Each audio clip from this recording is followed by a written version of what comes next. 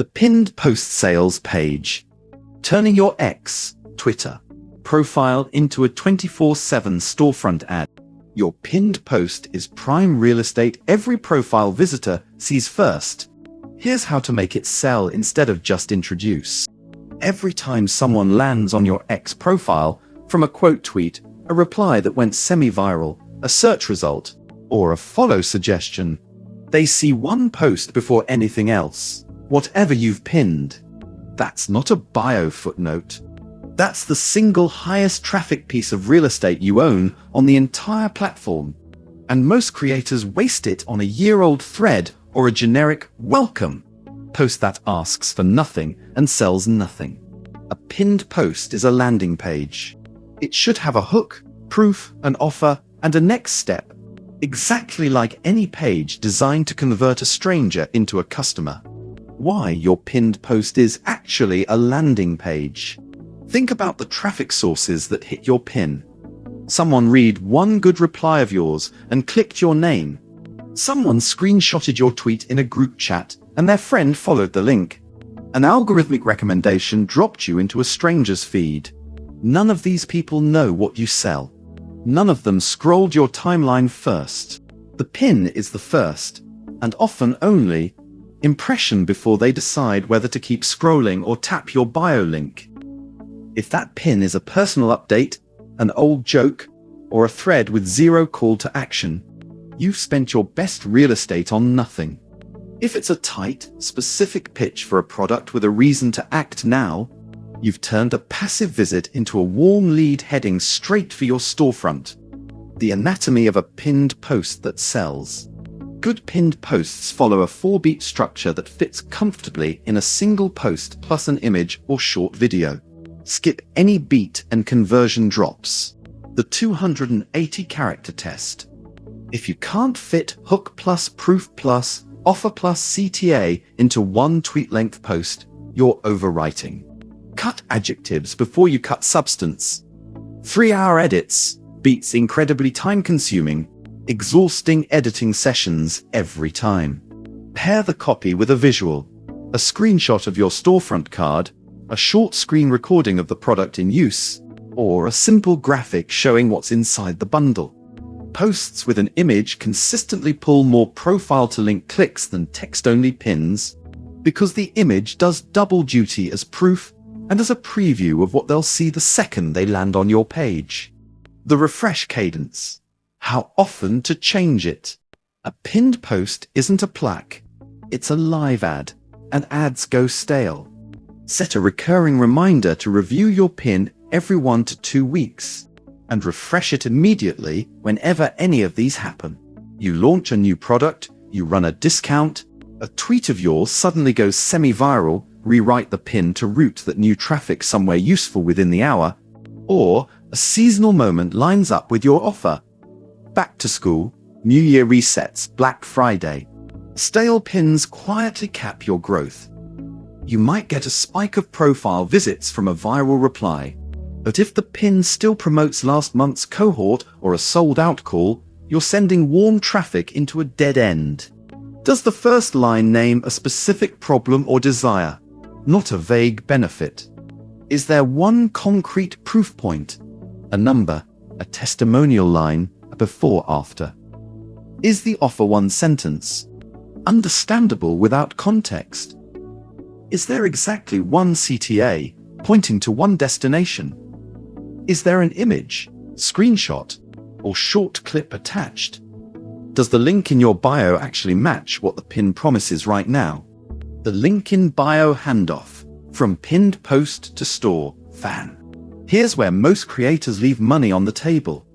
The pin does its job, the visitor taps the bio link, and they land on a bare stripe checkout, a Google form, or a Linktree wall of 10 unrelated links with no story and no urgency. That mismatch kills conversion. The pin built momentum. The landing page needs to close it. This is exactly what a storefront is built for. One link, store, fan username, that shows your cover photo, your offer, your price, and a one-tap checkout. So the emotional momentum from the pin doesn't die on a confusing page. When you create your store, you get a designer for the cover photo, avatar, and theme, so the page can visually match the exact promise your pin just made. Same product photo, same headline language, same offer. That continuity is what separates a 2% click-to-buy rate from a 12% one. And because checkout supports Stripe, PayPal, and Apple Pay, Google Pay out of the box, the buyer never leaves the flow to dig for a card or log into a third-party site. The pin gets the thumb. The store closes the sale. If either link in that chain is weak, the whole funnel leaks.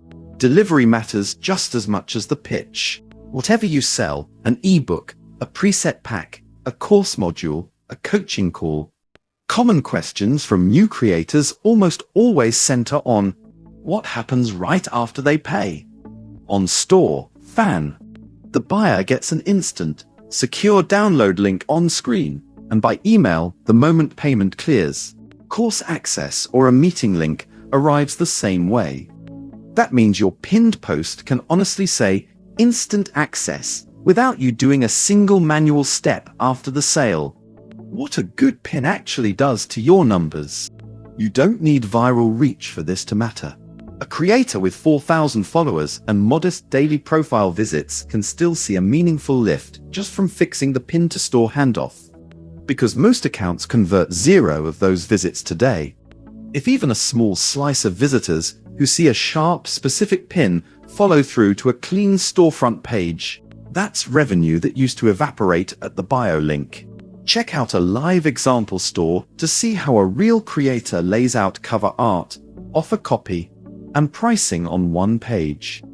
It's the kind of layout your pin should be pointing to, not a folder of unrelated links. It's also worth remembering that a storefront isn't a one-product wall. Once someone buys your $19 template, the same page can upsell a $49 bundle or a $9 Nolly course without you writing another pinned post. The store does that work continuously, while your pin's only job stays simple. Get the click.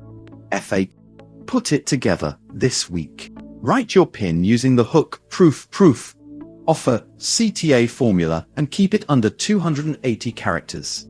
Attach one image or short clip that visually matches your storefront's cover photo.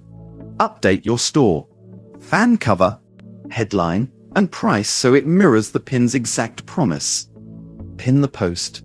Then set a recurring reminder to review it in 1 to 2 weeks. Check Ahref pricing before your plan and confirm checkout is live before you drive any traffic. None of this requires a redesign of your whole online presence. It's one post and one page, both doing their single job well. Get the pin sharp, get the storefront matching, and the link in your bio stops being a formality and starts being the hardest working asset on your profile. For more tactics like this, browse the blog. It's full of specific, testable moves for creators building real income from a single link. Key takeaways. Your pinned post gets seen by nearly every profile visitor. Treat it like ad copy, not a bio note.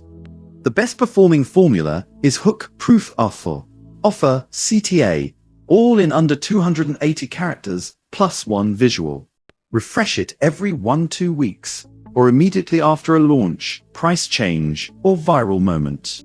The pin's only job is to move a stranger's thumb to your link in bio. Ahref store. Fana is where the actual sale happens. A dedicated storefront outperforms a raw payment link because it can show more than one product at once. Start your creator store free at store.fan.